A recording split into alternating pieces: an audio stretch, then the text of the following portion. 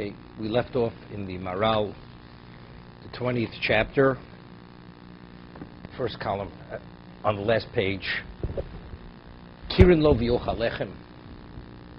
Yisro said to his daughters, you should call him that he should come eat bread with us. Why did you leave him behind? This is the man who fought off the attackers and who watered the flock. Kirin lo v'yochal lechem. Mashi iski kan v'yochal lechem. What did he mean he should eat bread?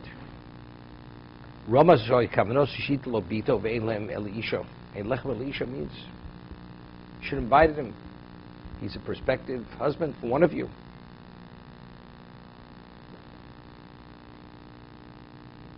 Perak Chelek. So the Maral quotes the Gemara Sanhedrin. Omru ki hakosov omer kirin lo v'yochal lechem was a Ramaz loch. Hakosov, what the Torah is alluding to, because he had an appreciation, Yisro. He was a statesman, he had a clarity, but that he appreciated who Moshe was, for that reason he was worthy that his children should descend from Moshe Rabbeinu.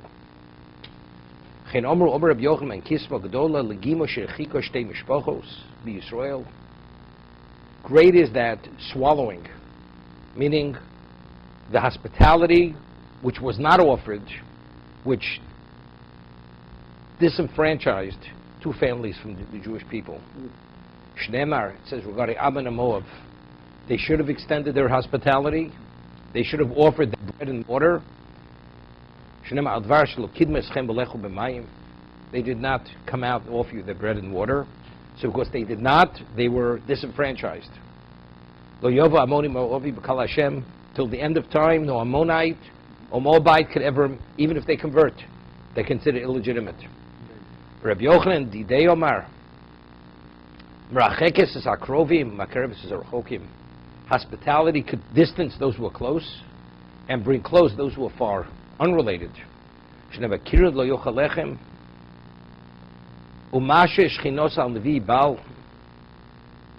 Not only that, hospitality has such great value that even prophets who were prophets of idolatry, they could have relevance to a divine communication. Shenemar v'hi hem yoshim al hashulchan ola ma'alemes ayin min harishon mimicha. And hospitality is so great that even though people deserve punishment, but that will actually interfere with the attribute of justice. Hospitality, chesed, has such great value, it will protect the person from divine retribution. All this discussion here, concepts which are profound. Hashem is the essence of everything. When a person denies the existence of God, what is it referred to? The term is used. He rejects the essence. Ikar. God is the essence of everything. Because everything emanates from Him. Everything is from Him, so you're denying the source of everything, which is Him. He wills everything. Just as the source sustains everything, God sustains all that exists. So what is God? God is the sustainer. He's the Ikar. Everything emanates from Him. So if a person assumes His characteristics, anyone, you become a sustainer. You offer your bread to another person. What is the person assuming? God's profile. The tree, where does it grow from? It grows from the root. Through the root, the tree is sustained, is nourished. Through the roots, the tree itself is sustained, is nourished. And then it spreads to the branches, goes through into the trunk. From the trunk, it spreads into the branches.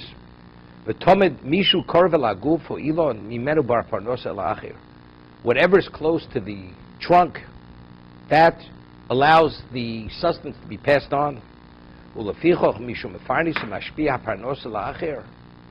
The one who sustains others, provides a livelihood or sustenance for others, miskarvet ikar. That means you're closest to the source. You're part of the chain of passing on the sustenance. You have the trunk of the tree is closest to the root. And because that's what passes on. So anyone who passes on the sustenance which he receives, that means he's behaving as if he's connected, he's closest to the source. Let's say a person has sustenance and he withholds it. That means, but you're not behaving as someone who's connected to a source, because the natural order of involvement should be pass it on. So if he doesn't pass it on, that means I'm not attached to the source. You're behaving as if you're not attached. Therefore, because they withheld their hospitality, they had the abilities to sustain, did not. Therefore, two nations were disenfranchised. Because they did not come out and offer their bread and water. The Kirvu es Yisro, but yet his hospitality brought Yisro, who was not related to us, close to us.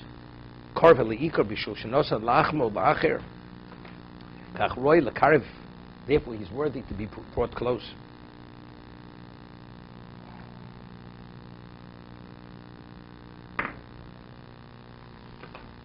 It's interesting. I always say, we find Avram, the first of the patriarchs, who came upon God himself, he assumed the attribute of chesed. Why? So I always said, because where did it all begin? Creation was the beginning. Now why did God create existence? So David says in Tehillim, Olam chesed yiboneh. The world was created, was based on chesed. So Avram being the beginning, presenting God to existence, you begin with chesed.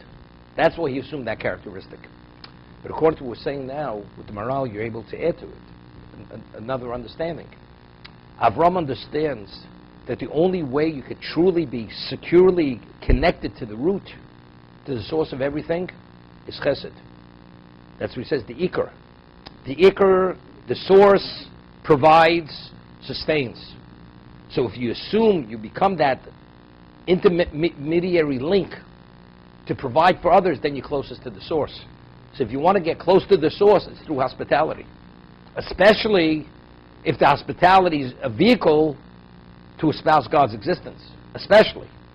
That even secures it even more strongly. Because Avram used hospitality as the vehicle.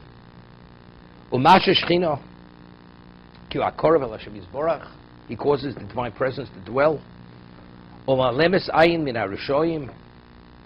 And God turns so-called a blind eye on the evil, the ones who do chesed. Because the sustenance, the influence which is expressed only brings brocha. Although midas adin is not brocha. That's exactness. And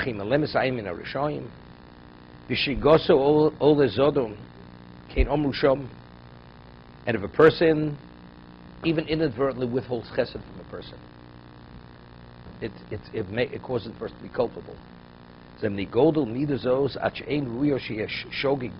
It's such a vital characteristic. There's no, even if a person does something inadvertently, there's culpability. A person inadvertently violates Shabbos. One needs atonement. One brings the sin offering. So a person should do chesed, and for whatever reason he doesn't do it. It's olazodon. It's considered the equivalent of deliberate. But it's of such profound, monumental importance. The whole concept of there's no excuse. Inadvertently is not an excuse. Therefore, you treat it as if you violated deliberately. The level of carefulness should have been beyond. Now, it's interesting. We find the story in Tainus.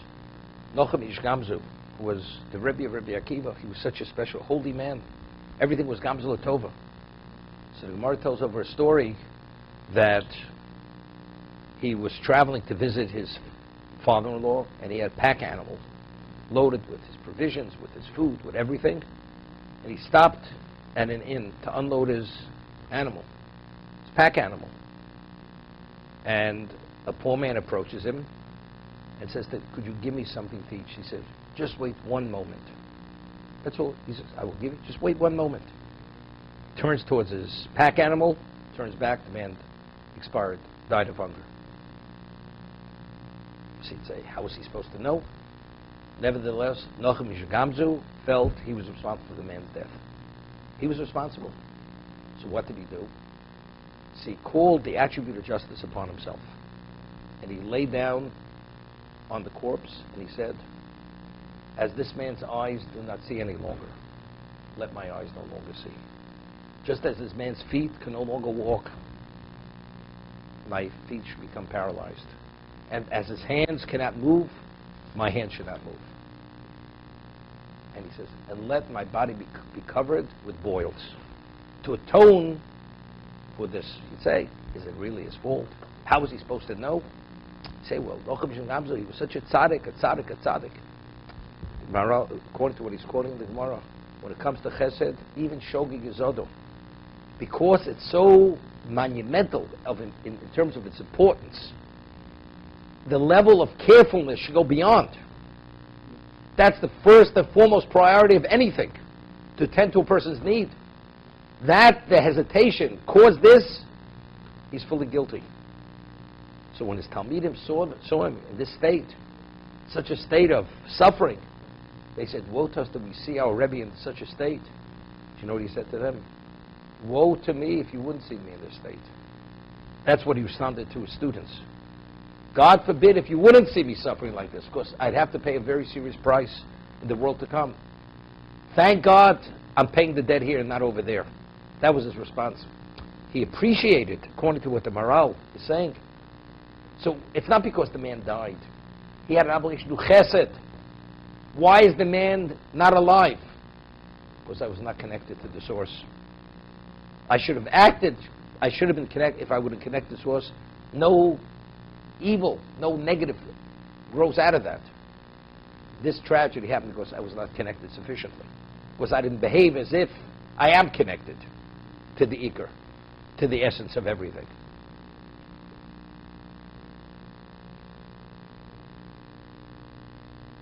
Once had an incident many years ago. I was in Brooklyn and my children were young and I was taking them out of the car. I lived out of town at the time, I was just visiting. And a person was walking down the street and he says, and the way he was saying it, I'm hungry, I'm dying. This way he was moaning and groaning. I'm hungry, I'm dying. And he approaches me, I'm hungry, I'm dying. That's what he says. First thing comes to mind is this Gemara. Look, I'm not going to be responsible for this person's death, that's for sure. So, he wasn't even a Jew. Not a Jew. He's an Italian. I took out $1 from my pocket. I gave him the $1. So he takes it out, puts it in his pocket, keeps walking. I'm hungry, I'm dying. So I saw the man was you know. But it doesn't make a difference. I'm not taking any chances over here. Let him keep going. I'm happy to give the $1. I don't need that level of responsibility. But the way he said it, it sounded like he was ready to expire from hunger.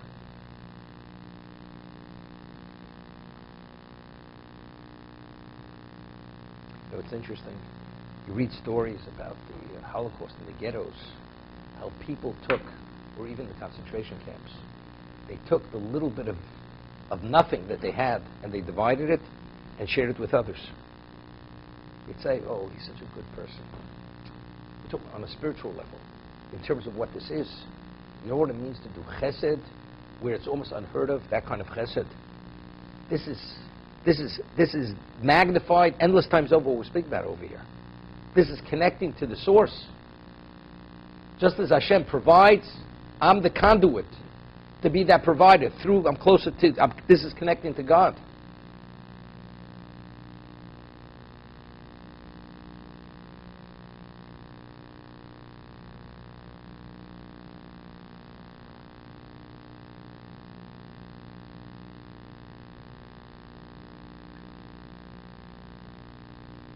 It's interesting, the Gemara tells us in Sanhedrin, we speak about before Mashiach comes, is Chevli Mashiach. They're the birth pangs of Mashiach. Very serious suffering. The birth pangs of Mashiach. So Rabbi Yochanan says, Rabbi Yochanan the Great, Rabbi Yochanan leading Torah sage of his generation. He compiled the Jerusalem Talmud. Rabbi Yochanan, he says, it says in the pasuk, in the verse, Mashiach will come on a donkey. The same donkey that Avram went to the Akedah for the binding of Yitzchak, that will be the donkey Mashiach is going to be riding on.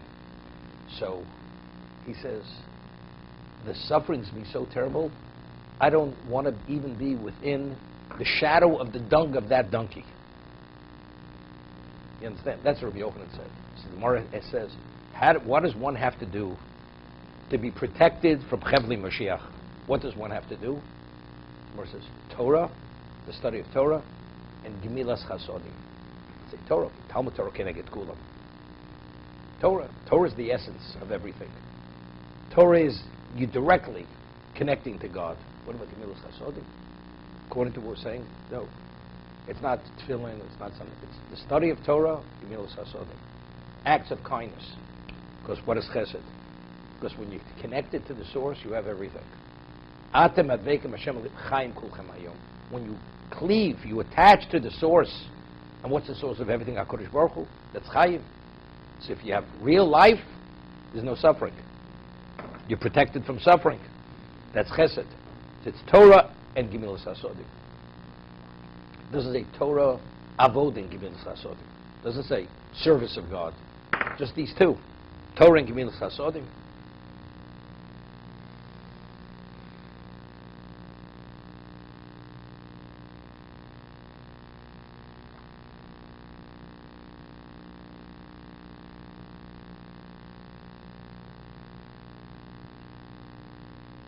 The old Yesh L'chol Das.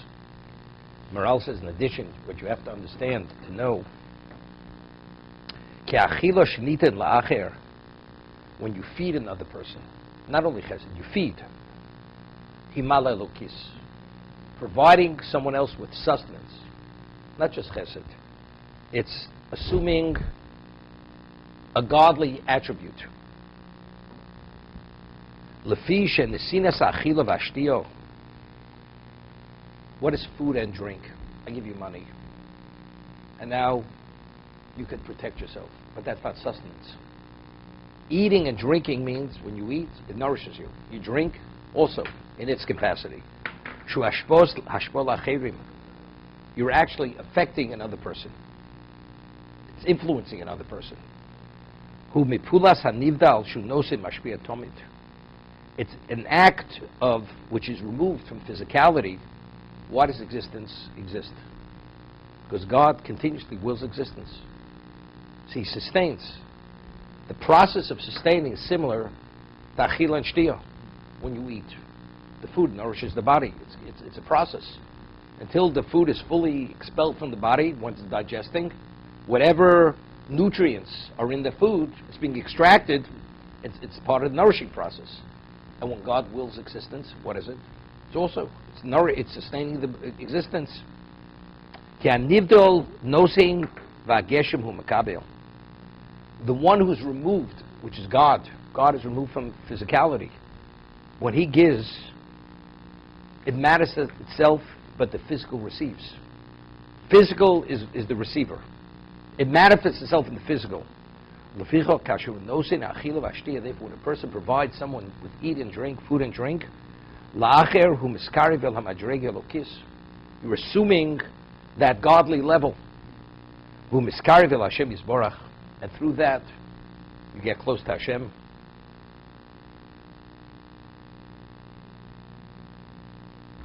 Maybe with this, we're able to say, we find that Avraham Avinu was a very wealthy man. At the age of 99, he already became Abraham. He was already declared father of all nations. He had an unlimited wealth. He had renowned wealth. He had slaves. He had maidservants. When the angels came as guests, which he didn't know they were angels, he personally, his wife, Sarimini, was 89 years old. He says, hurry, knead the dough. She personally kneaded the dough. He personally was involved in serving the food, everything. But you have slaves.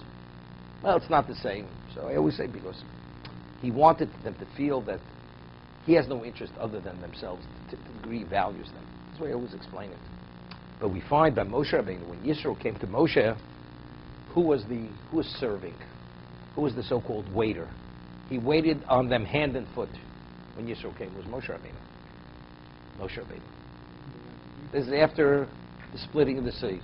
No, that's giving honor. But he has to wait on them. We'll sit together. They'll bring the food. It says, Vayamodo, he waited on them. Why did he wait on them? It's greater respect. The Maharal is saying no, because when you're directly involved in providing the food, that's a godly act. That's assuming the profile of God.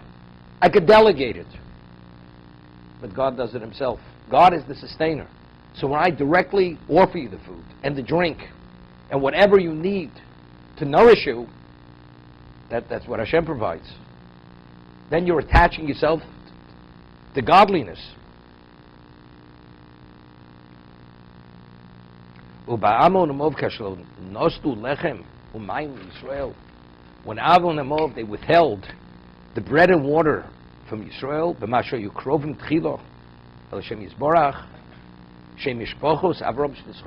it's interesting. It's not all when it says they were close and they were distanced. In what sense? Just similarly means they were family, and now Hashem says they can't intermarry with you any longer. They've been distanced. The Maharal says something interesting. Even though they were not Jews, but they're still Avram's family. They're the children of Lot. The Mishpachas Avram. God says, you're Avram's family, we have a relationship. It may not be like Avram's direct family, but we're family. When they didn't offer their bread and water, you're no longer family. Now it's interesting.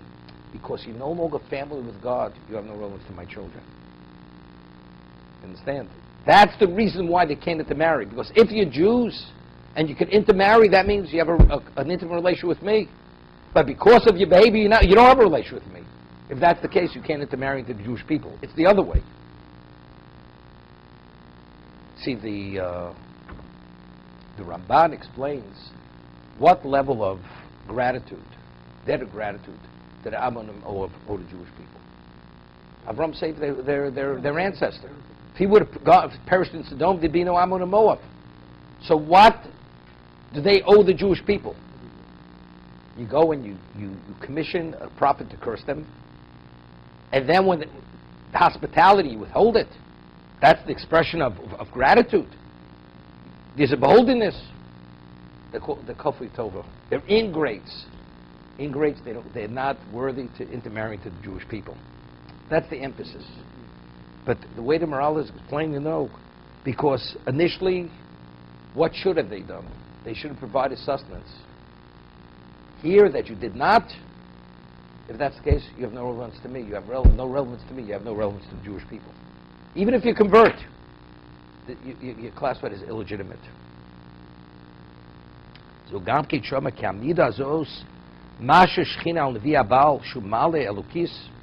even the Via Baal, prophets of Baal, when they assume God's characteristic, they also bring some relevance of godliness to them.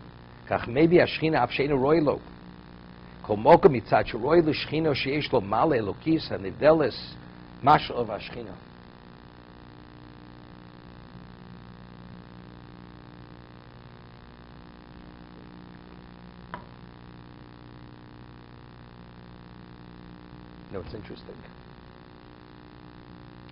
Probably in the history of this world, in terms of a country that's blessed, I'm not talking about Tam Shlomo Melech. The United States, in terms of the wealth and the bounty, in every sense of it, in terms of grain, in terms of resources, in terms of quality of life, everything. There's never been a country like this. Tremendous, unlimited. But what was the characteristic when after the American Revolution? What's America known for? Chesed. America was always known. The United States was always known for chesed. We have so much we will share it with the world. We welcome the needy, the poor, the this, the that. Our doors are open for everybody. countries have to be protected, we will send aid, this, that, whatever it is. So what is that? It's a godly characteristic. You connect to God, the bracha goes beyond. The bracha doesn't stop. What happens if God forbid you're withholding? The Arabs, Yimach Shemam Zichram. You know what the oil revenues are? We're talking about billions and billions, endless billions. You have these refugee camps. They're starving. They're your brothers. What is $1 billion to them? Nothing. Withhold. No chesed. Doesn't exist. Oh, they'll invite you in their tent, and the moment you walk out, they'll kill you. Right? That's the hospitality. But what about this? No chesed. No chesed. You could go to the mosque from today forever. You have no relevance to the Shekhinah. No Shekhinah.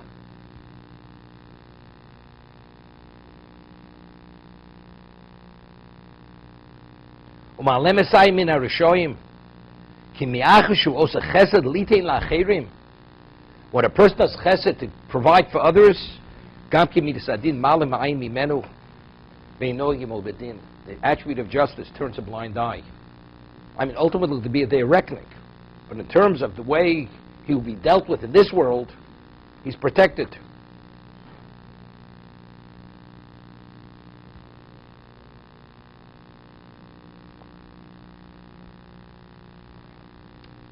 You know, Rabbeinu Yonah writes in the Shari Tshuva, you know, suffering is not always midas adin. For instance, Avram Avinu had a very difficult life, up to a point. He was a pariah. He was thrown into the kiln. He had to go to Egypt. His wife was nearly, chas v'sholom, raped by the Egyptian king. Came back, went to war. His nephew was taken captive. He's told to slaughter his son. His wife passes away. He has to purchase a burial. All that is not for the sake of atonement. These are tests, these are opportunities. Each one was a milestone. Do you question Hashem? So sometimes Hashem, as we say in the vernacular, turns the screws. Of course, he wants to see how you're going to process that particular experience. Are you going to question him, or you accept, unquestioning, you accept whatever God wants? So, although it was difficult, it was painful, but these are all opportunities, these are growth opportunities. You know, you say a child, does the child deserve to suffer? But years ago, there were certain aches and pains in the child they used to call growing pains. They were called growing pains. You went to the doctor, pediatrician, there's growing pains. Not, child's fine. This is expected, there's growing pains. There's a spurt of growth, there's growing pains. When there's growth, there's pain. That's part of growing. So as growing in the physical sense, there's pain. In the spiritual also. You want spiritual growth, you have to be confronted and presented with certain difficult situations. And if you meet the grade, then you're one step or many steps above. You advance yourself.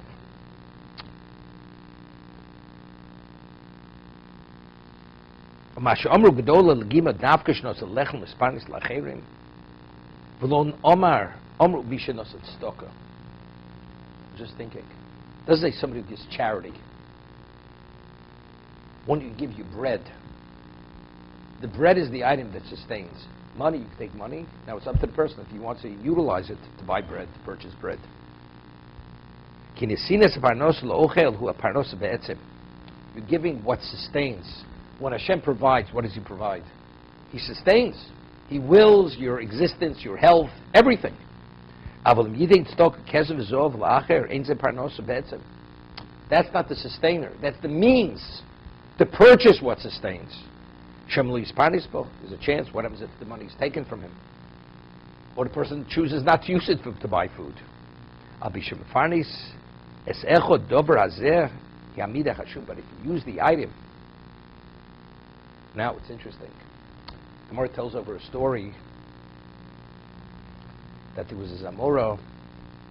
Every day he would go with his wife. You know, a person, someone who gives charity, you should give it matan b'seiser, anonymously. Because you never know, firstly, you can insult the person who you're giving it to. So you don't want the person even to know. You don't want to know, and you don't want he should know who his benefactor is. So every day, I think it was Mar Zutra, he would go and he would deposit a coin through the crack in the door of a certain poor man. And then he would leave. This was going on for a while. This poor man wanted to know, who is this person? Who is his benefactor? So the moment the coin was put through the slot, he opened the door, and when Mar Zutra's wife realized it, they ran. Because they didn't want to embarrass the man. It would be an embarrassment. Because he was unaware who the benefactor was. And he keeps pursuing them. The only location of escape, they have to go into a fiery oven, a newly heated oven. They go straight into the oven. Why? Because we learn from Tamar that initially when she was pregnant, Judith becomes aware that his daughter-in-law is expecting, where she was supposed to wait for the third son. He pronounced her, she should be taken out to be burnt to death. But she sent him a message. The one who gave me the cloak, the staff, and the signet ring, he's the father of my children. So then Yehuda says, Sod could be many, she's more righteous than I am. But she was taking a chance. What happens if he doesn't really understand? Say, you impregnated me. She only alluded. Why? Because she better go into the fiery kiln rather than embarrass a person, cause a person embarrassment. So because of that, Mar Zutra and his wife, they went into the oven. Even to die, not to embarrass another person, or to be seriously hurt. They go in the oven, and Mar Zutra starts feeling the heat. He's getting burnt. His wife is not being burnt. He's not being affected by the heat.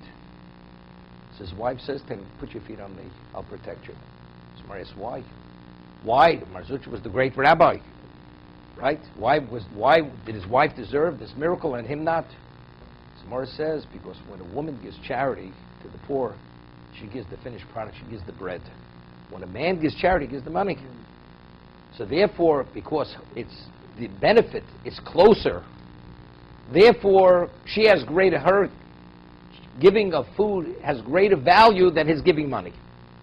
So the way I always understood it was because the poor man doesn't have to make the effort to process it into whatever it is, into the finished product. Here it's available immediately. But the way the Maral is explaining, no. Because when you give the bread, that's the direct sustenance.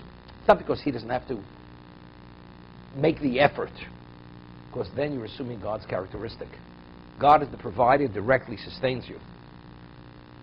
When you give the money, he says, now it's up to the poor man, he can do what he wants. He can purchase bread, he can not purchase bread. When you give the bread, that's directly the sustenance. So because her involvement in charity reflected God's characteristics of a sustainer, she merited the miracle to a greater degree than her husband. Okay? Understand it. Terrific.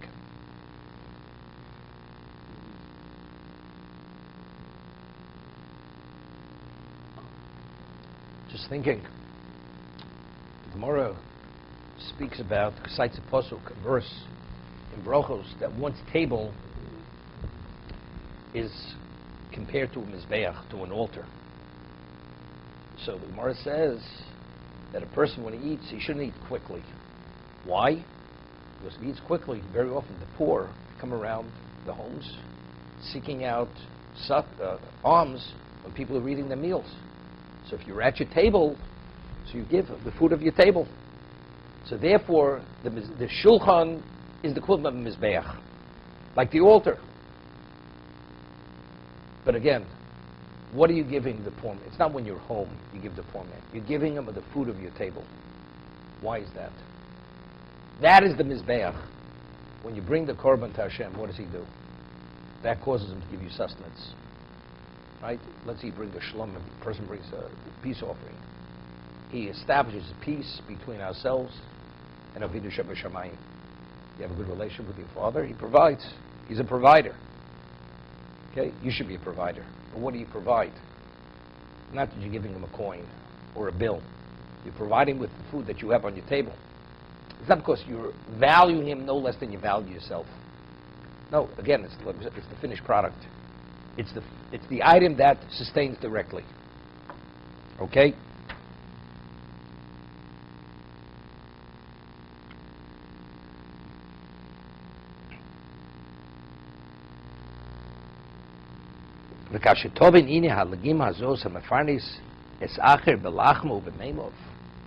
When you feed another with your bread and your water, you will understand many things based on this principle that he's putting forth. If a person fails in this area, even inadvertently, Hashem holds the person accountable as if it was deliberate, as if he deliberately chose not to. Person inadvertently, oversight, didn't offer his bread and his water, his drink to other party. He's punished as if he did it deliberately. Why? We're saying this is a godly characteristic to sustain another person. There's no shogeg. What happens if the Kohen Gadol, the high priest, only once a year was he permitted to go into the Holy of Holies? That was the location of the divine presence. What would be if we would have any distraction of thought? He would die immediately. But he's only human. It wasn't intentional. When you're in the presence of God, no excuses. It's either 100% or nothing at all. It's all or nothing. Because the characteristic of chesed, when we speak of food, providing food, is male lokis. This is a godly attribute, characteristic. When you're going there, there's no forgiveness. This is midas hadin. Ki dav ze roy lo'adam kmo sheyesh lo'adam male lokis lo shach shogeg b'male lokis u'lefichoch shigos olazodom. Therefore, even inadvertency, he's culpable as if it was deliberate. Ched Omru, Shigas Talmud Olazodom, a person who's a Torah scholar, and he wasn't careful enough when he researched the particular issue and he gave a ruling which was incorrect. Of course, he did not, but it was only inadvertent. He missed the point. God considers that Torah scholar as if he deliberately gave a wrong ruling. What is Torah study? It's the intellect.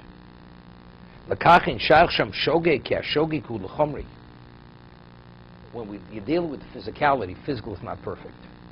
But something that has to do with the intellect, which is connected to the soul, is removed from the physical.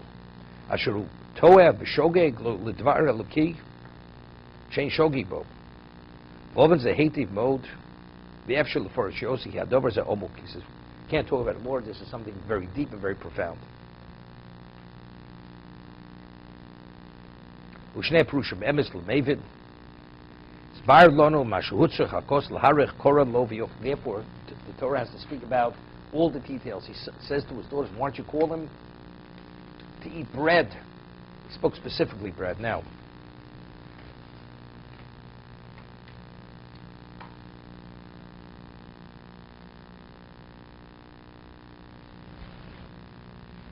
I was thinking, the Gemara tells us that Elokim nitza badaskel, quotes a posuk, that when a court convenes and offers a ruling, and it's a proper court, qualified judges, God participates in that verdict.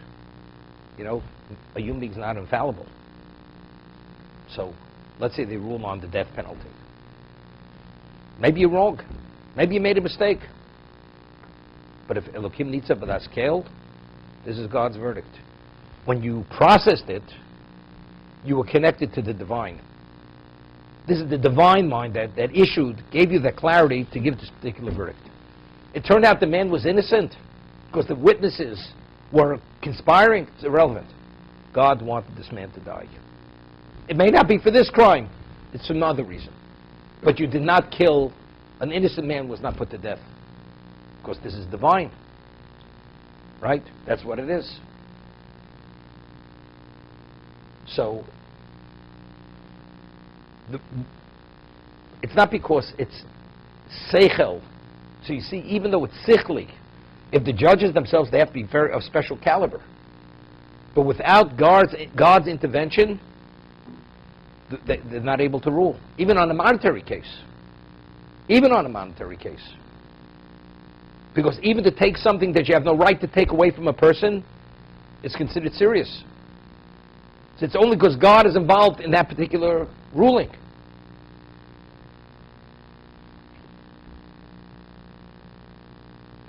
So the way I understand it, maybe with the morale, if a person had the ability, we had the Mishnah says in Pirkei Avos, how do we know if 10 people are studying Torah that Shemini Moim?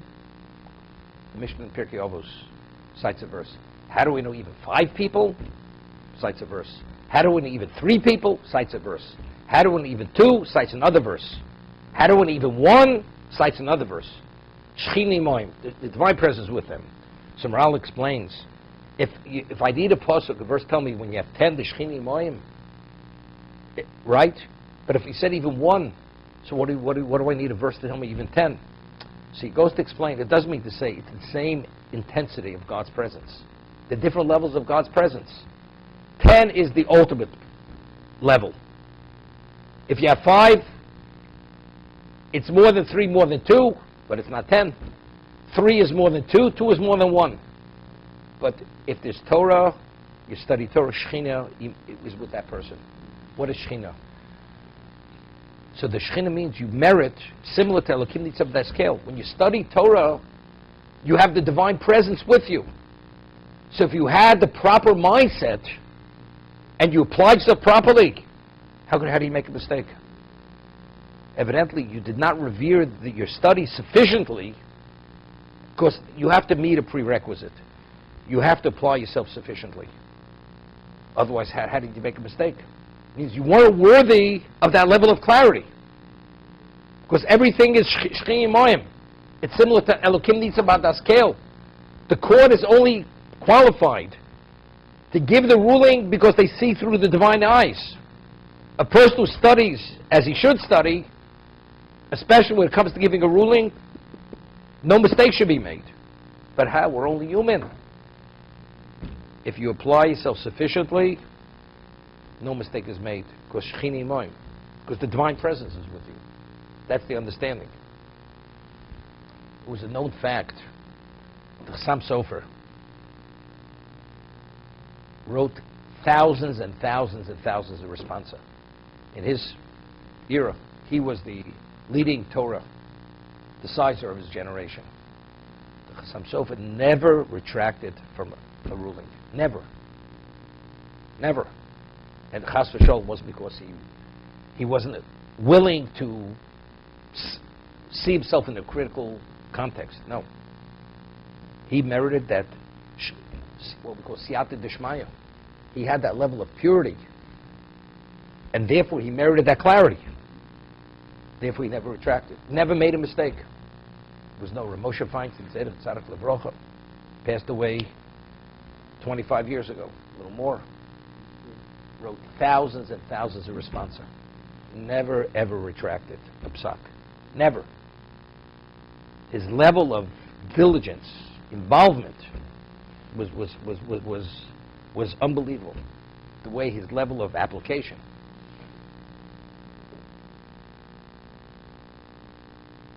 So shogeg is ola zodon, because a person goes before a king, and there's a certain protocol how you have to behave in the presence of the king. Person wasn't careful enough. What does he deserve? He deserves to be put to death. Well, he didn't mean anything by it. You understand? If you come before the king, you have to prepare endlessly that there shouldn't be a nuance of disrespect. Whatever is needed to show that reverence, you should be there. If not, it's over. When you engage in Torah to give a ruling, there's no such thing as giving a ruling unless you revere it to the nth degree. Well, I didn't mean anything by it. It was an oversight. No such things as oversights. It doesn't exist.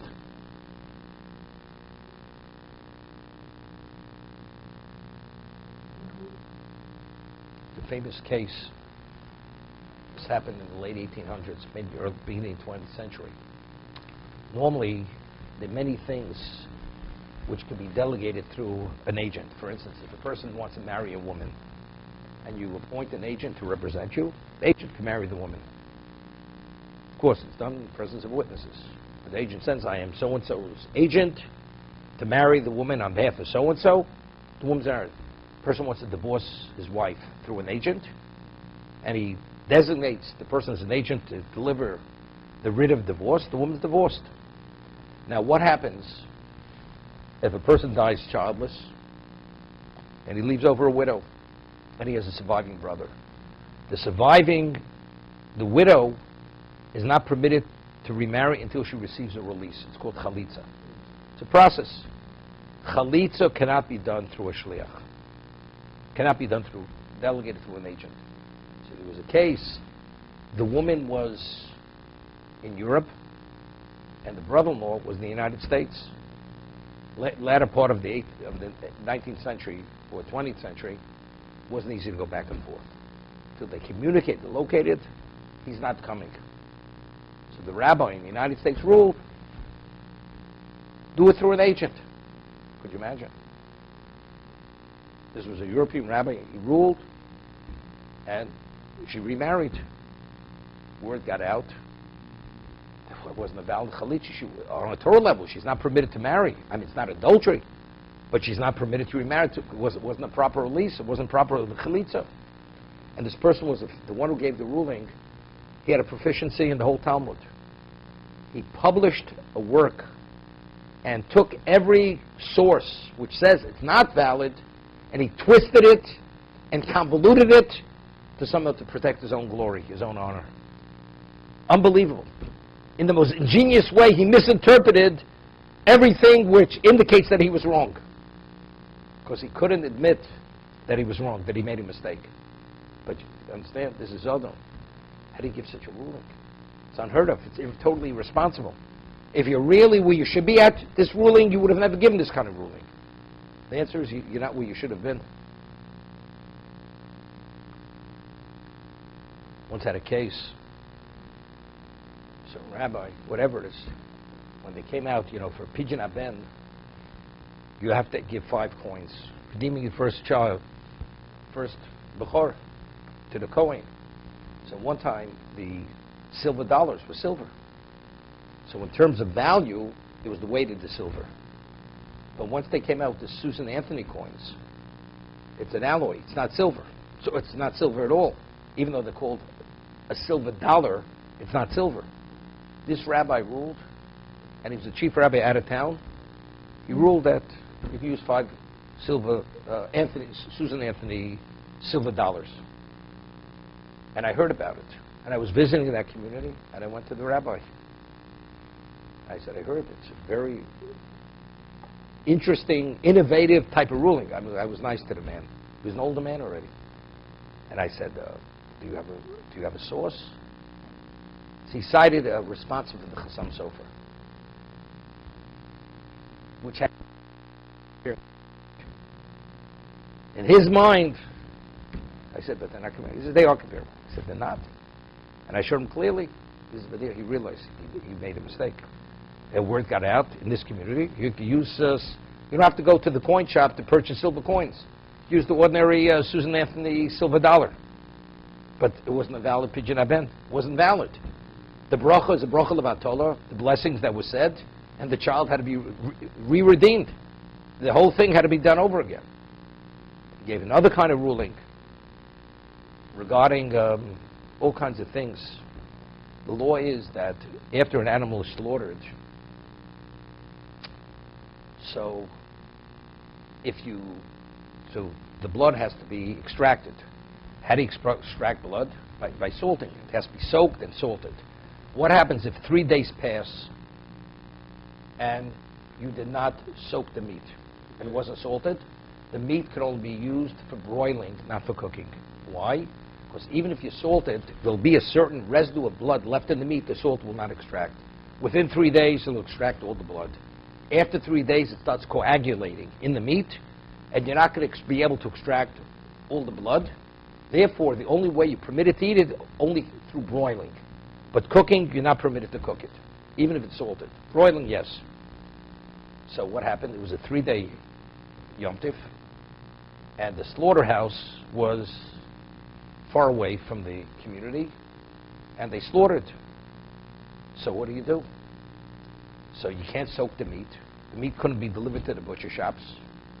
So what happened was, he ruled that if you take a wet cloths, and you put it over the side of beef, that's like soaking the meat.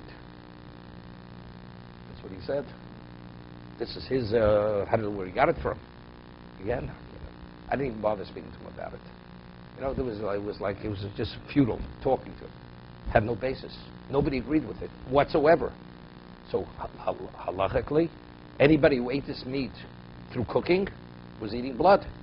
Because the salting process won't extract all the blood from it. Because 3 days passed. This is Shigas Talmud Olazodon. Did the man give a ruling deliberately he wanted Jews to eat not kosher? Whatever it is. Now sometimes something's complicated. Right away you start seeing things differently. We will stop here.